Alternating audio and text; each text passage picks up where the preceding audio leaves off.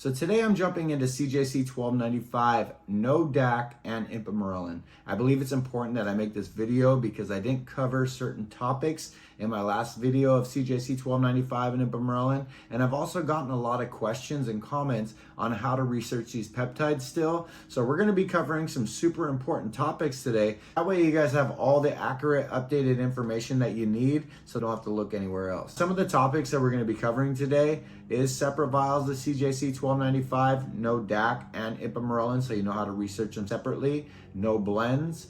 And we're also going to be covering storage because FDA has now banned peptides, going over if women should be researching CJC 1295 and ipamorelin. That being said, we have some very important topics that we're going to be covering today, and let's just jump into it. Just so you guys know, CJC 1295 is just a generic name for MOD-GRF.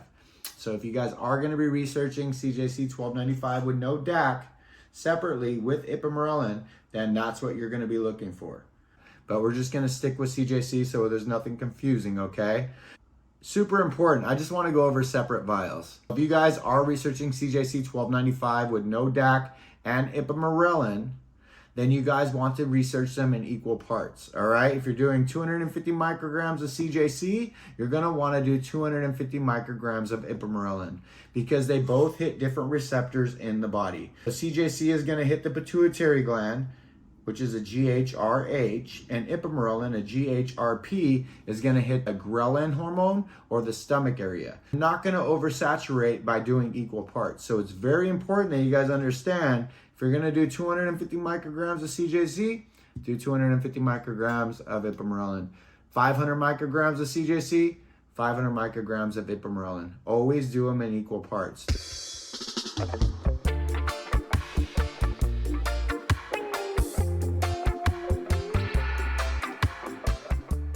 One thing I want to cover, I'm learning a lot about, is it actually takes about 200 to 250 micrograms to stimulate the pituitary gland enough to be able to get those anti-aging benefits.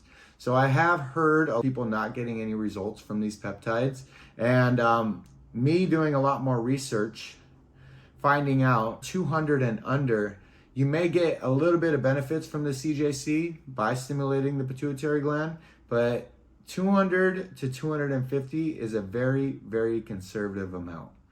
So just know that, all right? If you guys are doing 150, you guys aren't gonna get the best benefits. Let's just say that. I know in my previous video, I said if you're gonna split your dosage of 300 micrograms, you could do 150 in the morning, 150 in the evening.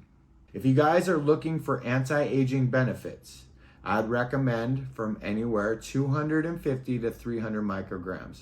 You're looking to burn some fat and build some muscle and overall just get metabolic with these things, I'd say 300 to 500 micrograms is great. I'm not saying everybody is going to get the most insane benefits from these peptides, but you're definitely going to want to do the correct amount, and you're definitely going to want to do all protocols to get the best benefits from these peptides. I'd say 250 to 300 is a good place to start. That's that.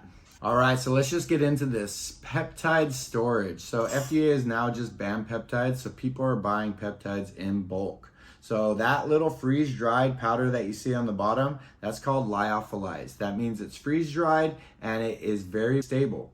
But I want you guys to know how to store your peptides so that way you get maximum longevity and stability. So if your peptides are in transit, room temperature, they're good anywhere from 2 to 3 months, okay? But it is recommended as soon as you receive your peptides that you put them in the refrigerator. If you keep them in a 4 Celsius or 39 Fahrenheit in your refrigerator, they can stay good for 1 to 2 years. But if you're buying peptides, let's say for a month to 2 months worth, even more, 5 year, whatever, you want to keep them in the freezer from a negative 18 Celsius to a 0 Fahrenheit. This will ensure your peptides can last anywhere from 2 to 3 years, probably longer. After you reconstitute your peptide, the bacteriostatic water that you're putting into your peptide is just a preservative. It lasts 28 days. But some peptides have longer stability and shelf life than others, so they can last a little bit longer, but regardless, the preservative only keeps the peptide good for about 28 days. After that, it loses potency very, very quick. That's that right there. Cool. Maximum dosage. So a lot of people don't know this, but maximum dosage, even in my last video, I said you can do up to 500 micrograms of CJC 1295 and ipamorelin.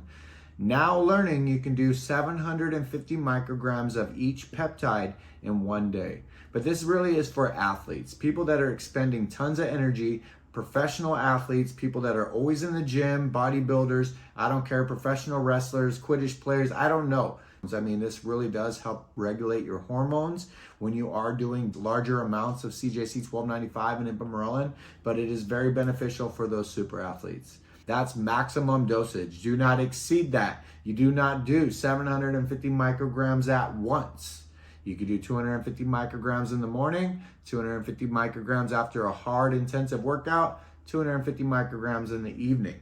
You can also do 250 micrograms in the morning, and let's say you just want to do one big shot at night, 500 micrograms in the evening. With that being said, that is maximum dosage for CJC 1295, NODAC, and ipamorelin. So this is a very important topic I just want to cover real quick. Should women be doing peptides?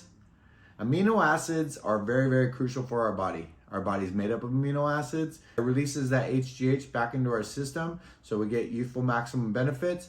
And so yes, it is very important that women and men research peptides. Quick, and that's that. CJC with DAC. I just want to cover this real quick. I don't know a lot about it, but the one thing I do know is you do not want to research it. The reason is it doesn't mimic the same release of HGH as CJC 1295 NODAC or MOD-GRF, and that doesn't mimic the way that our natural body releases it, so it is not beneficial for you. All right, it stays in the system longer. It's supposed to be out quick, so I wouldn't research it if I were you.